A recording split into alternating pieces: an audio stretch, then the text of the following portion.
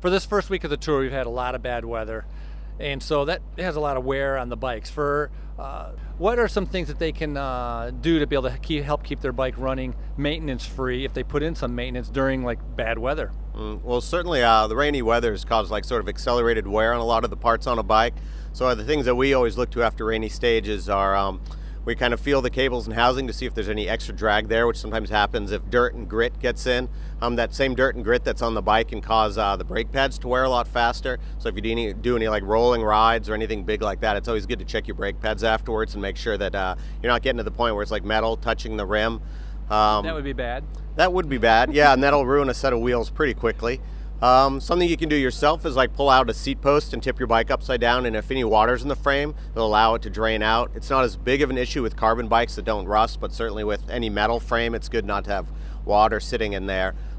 Most at-home mechanics or riders probably aren't going to be checking like their wheel bearings or their bottom brackets, but those a lot of times will get stuff in it, and I'd certainly suggest after like the rainy season to take your bike to a shop and let them know you've been riding in the wet a lot, and have them like overhaul or check your bottom bracket and wheel bearings and headset.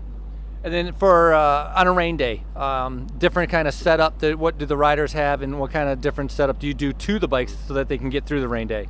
The most obvious thing we do is like a heavier or thicker or stickier chain lubrication, so that way after 200K it's like hopefully there's still lube on the chain at the end and it's not like squeaking or making a lot of noise.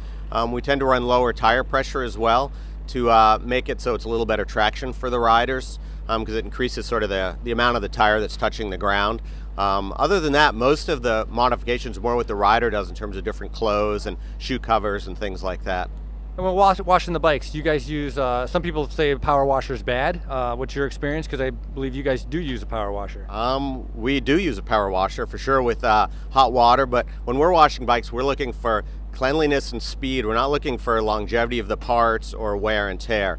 If we go through an extra set of bottom brackets for every rider at this race, to make our job go faster and easier for us, that's an acceptable expense, whereas the home person might not want to throw in a new ceramic bottom bracket every month.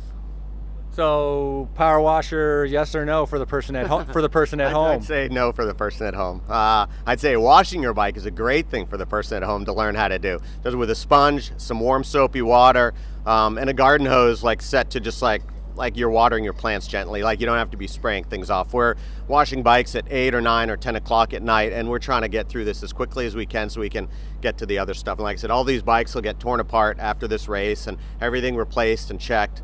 And for us, that doesn't cost anything but our time, so it's worth saving the time now.